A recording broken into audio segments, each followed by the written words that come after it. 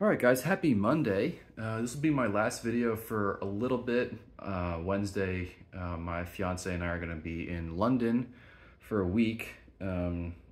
She's going for work and I'm just kind of tagging along.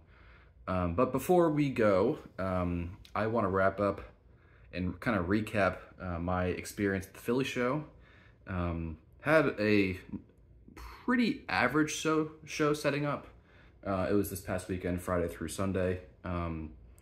Overall, show traffic is down, spending is down, and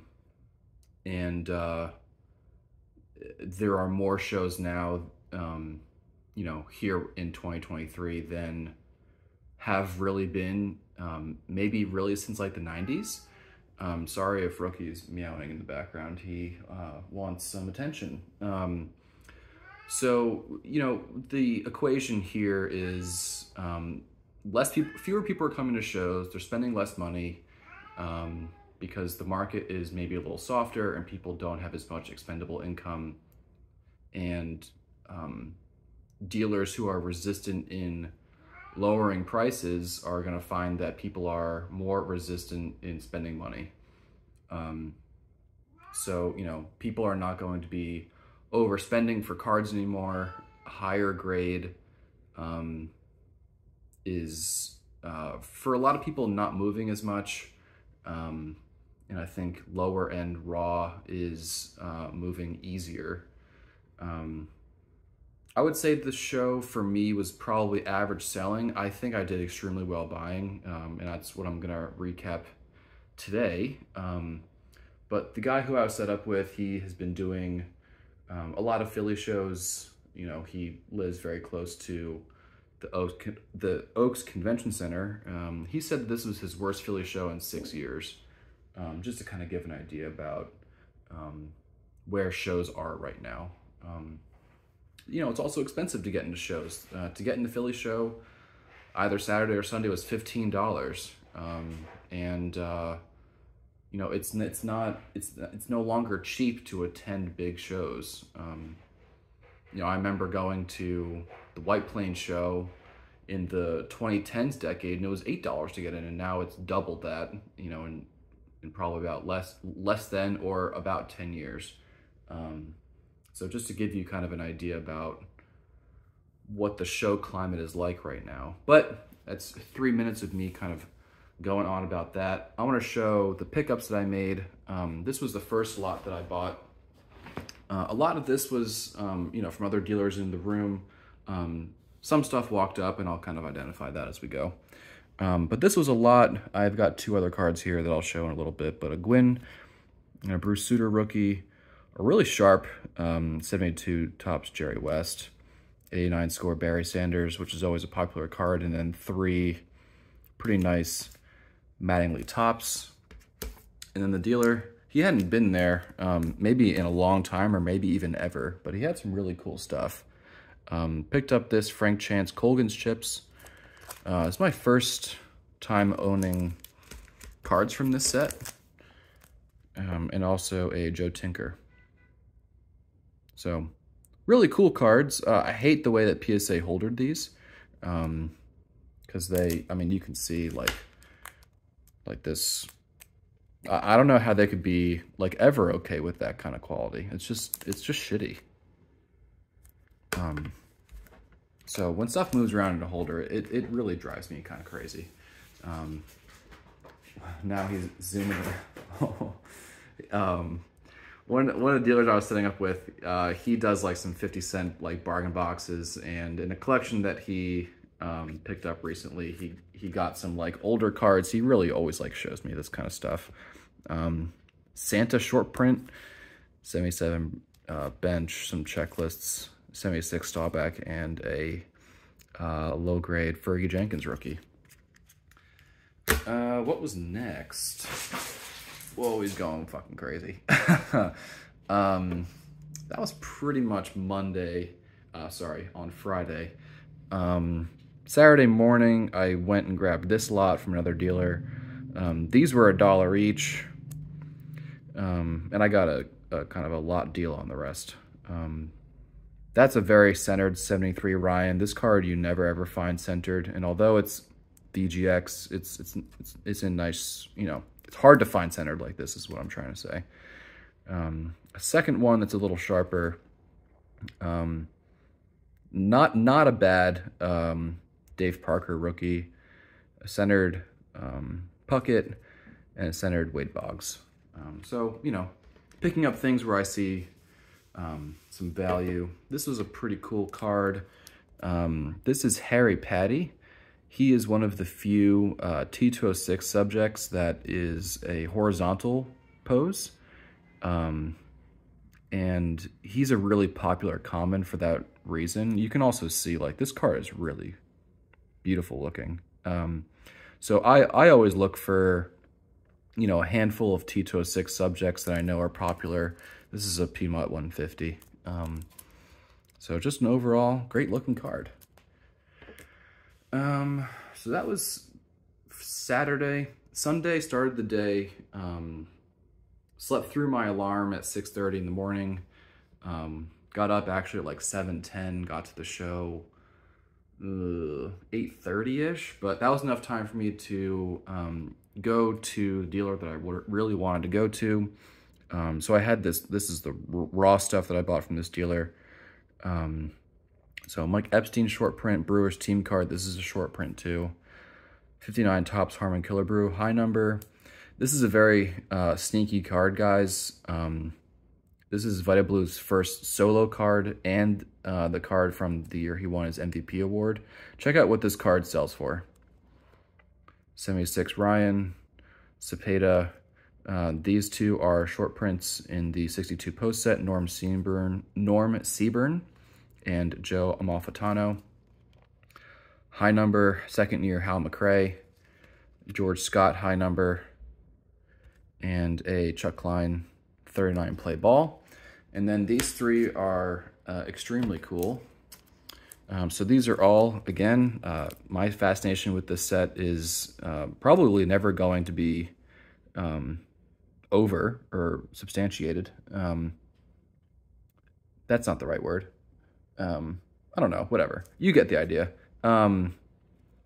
So these are all short prints from the 49 Leaf set with wrong backs, more wrong backs. So this wrong back is Virgil Trucks.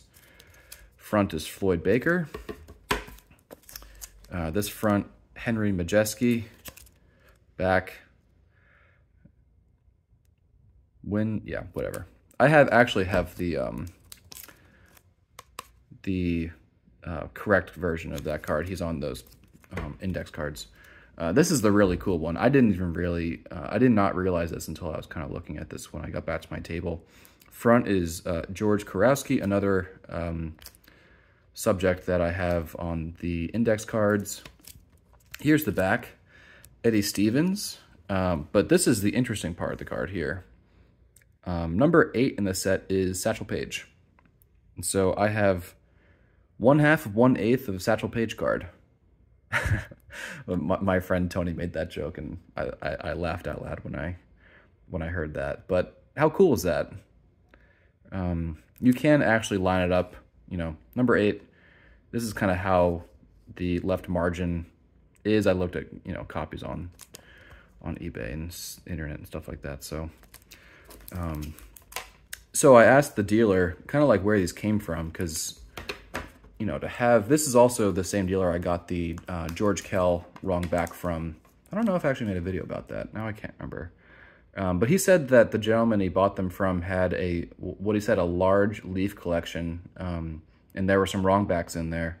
So given that these 3 and then a 4th in the George Kell came from that dealer, which came from maybe an original owner collection, I'm thinking that maybe this collector opened, you know, multiple packs, and then one pack maybe had, because packs had 5 cards, one pack maybe had all wrong backs. They were all maybe inserted all together. So I guess, you know, we will never know. I don't know how many other wrong backs this dealer may have had at the time, but, you know, he did have an assortment of Leaf cards that they are extremely cool. So that was that. Then to my surprise, if you guys can remember from the last Philly show, I bought an extremely cool lot of Dodgers cards from a gentleman whose father had passed away and was selling his late father's collection. Well, they appeared again, and they had some more cards. So I'm gonna go through these. The one card that they had that I actually passed on was a 50 Bowman Jackie Robinson. And, you know, I think we were just a little too far apart on valuation of the card and what they wanted. The rest of this stuff, they were actually extremely reasonable on, and were comfortable going through and working out prices and values. They were very reasonable and very sweet. So here's a Garvey rookie, Eddie Lopat 53 Topps, 59 Snyder. I've always enjoyed this card, but I don't think I've actually ever had one before. From 57, 63, Dodgers Big Three. This is a nice 52 Bowman Gil Hodges. A centered 57 Newcomb. This is actually a really nice, I'm going to pause on that so you can take a good look at this card. This he thinks may have been from his father's original collection when he opened these packs back in, I guess, 53. Red Shane Dienst. See how nice that card is. Golden Stamp, Sandy Koufax. Had an assortment of others, no Jackie Robinson. But he did have two of these. Carl Furillo. Here's another nice 53 Bowman. You can see, though, it's a little out of register. Stan has 4 eyes and a lot of teeth, but in extremely nice condition. So I was happy to get that. 50 Bowman Duke Snyder. 54 Bowman Duke Snyder, another really sharp card. And a 56 Topps Sandy Koufax Whiteback. They also had a Stargell rookie, a Yaz rookie, and a really nice Steve Carlton rookie that my friend bought from them. So they had some really nice stuff. I also got some cool Redmans from them. This is the last group in the video. So if you've stayed this long, thank you. 53 Campanella. 53 Charlie Dressen, and then the rest are 54s. 54 Snyder, all in really nice shape. The Campanella maybe is the worst of them all. Actually, I shouldn't say that. Hodges from 54. 54 Reese. Here is a 53 Reese, but it's got a pinhole and missing the tab. And a 54 Carl Erskine that's a little banged up. So that's the lot, guys. Hope you enjoyed the video. If you've been to shows recently, let me know what your impressions of shows are. This dialogue is very interesting to me because people have different perspectives and different opinions and different experiences at shows. And I want to kind of do my best to understand from all perspectives what people are thinking and kind of going on. So let's try to continue that dialogue. Maybe when I get back from London, we can maybe have like a live stream or a longer form discussion about shows and what's kind of going on with shows right now. So hope you all are doing excellent. Have a great week. Thanks for watching. Bye now.